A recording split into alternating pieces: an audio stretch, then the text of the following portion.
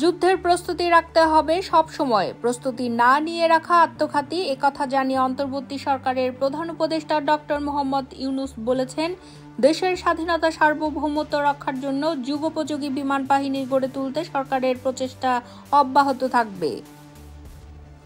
বুধবার ঢাকায় বিমান বাহিনীর বার্ষিক মহড়া অনুষ্ঠানে এসব কথা বলেন তিনি বলেন, আমি যুদ্ধ পছন্দ করি না, পৃথিবীতে যুদ্ধ হোক আমি পছন্দ করি না, কিন্তু এমন বিশ্বে বাস করি যেখানে প্রতিনিয়ত যুদ্ধের হুমকি আমাদের ঘিরে রাখে, সেখানে প্রস্তুতি না নিয়ে থাকা এটা অসম্ভব হয়ে পড়েছে।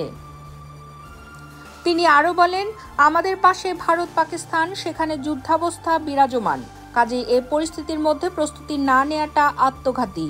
যুদ্ধে আধা প্রস্তুতির সুযোগ নাই, এখানে জয়ই একমাত্র সমাধান।